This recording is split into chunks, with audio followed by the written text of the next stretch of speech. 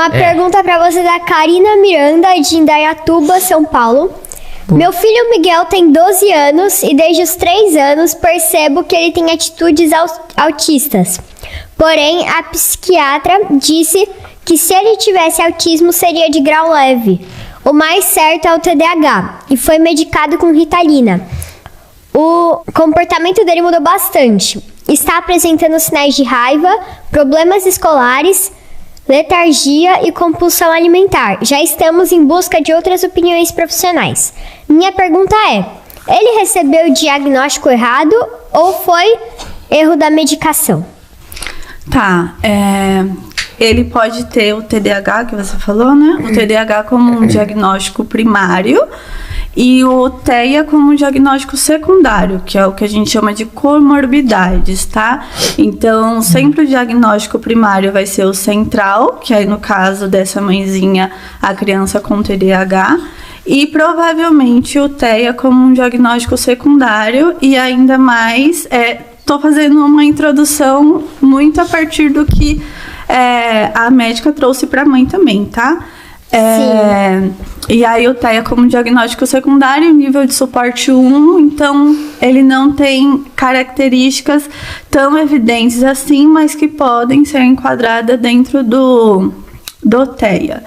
E aí em questão de medicamento, não sou médica, não posso opinar tanto sobre isso, mas eu acredito que, pelo que vocês me passaram até agora, não foi um diagnóstico errado, e sim mais nessa questão de um diagnóstico primário ser o TDAH. E aí pode ser, sim, que o TDAH ele também vai apresentar aí características de emocionais, irritabilidades e tudo mais, que podem também ser justificadas também com o diagnóstico de TEA, tá? Então, assim, um vai se conversar com o outro, mas pelo que a médica disse, o percentual mais elevado é do TDAH mesmo, e aí a medicação eu não consigo trazer aí pra vocês as informações, porque eu não sou médica, né, pra estar trazendo se é certo ou errado. Certo. Tá bom. Agora vou fazer uma pergunta do Marcelo Bach, de Brusque, em Santa Catarina. Meu filho Gabriel é autista e tem 4 anos. Tem dificuldade para se comunicar. Faz tratamento com fono e outros especialistas. Ele tem hiperfoco em letras e números. E isso pode ser ruim para a alfabetização no tempo certo. Ele foi diagnosticado com ecolalia, ou seja, ele repete as palavras e frases que escuta.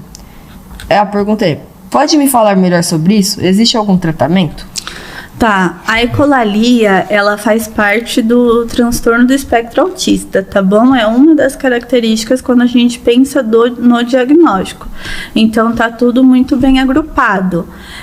E aí, como eu falei para vocês anteriormente, a ecolalia é um indivíduo que está assistindo, por exemplo, um filme ou um desenho. E aí ele vai repetir bastante determinadas palavras ou frases desse filme, desse desenho. Quando ele assiste um desenho e logo de imediato ele emite esses sons, a gente chama de ecolalia imediata. Quando ele assiste um filme, aí no dia seguinte ele vai emitir determinada palavra ou frase desse filme, ou até mesmo coisas que ele escuta ao redor das relações que ele tem cotidiana, ele repetir posteriormente isso, é uma ecolalia tardia. Então faz parte do diagnóstico do TEA. A fono, ela consegue aí estar auxiliando na diminuição dessa ecolalia. É importante ressaltar que sempre quando a gente fala de sinais do TEA, a gente nunca vai cessar nada, a gente vai trabalhar com diminuição, tá? Porque o cessar é uma palavra muito forte. A criança, ela pode sim ter uma linguagem funcional e ainda em determinados momentos da vida apresentar características ecolálicas. Consegui responder? Sim. Conseguiu.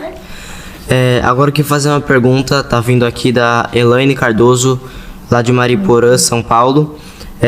Tem um filho de 11 anos, com autismo nível avançado e já fez acompanhamento há 9 anos. A pergunta dela é: por que não se sabe as verdadeiras causas do autismo?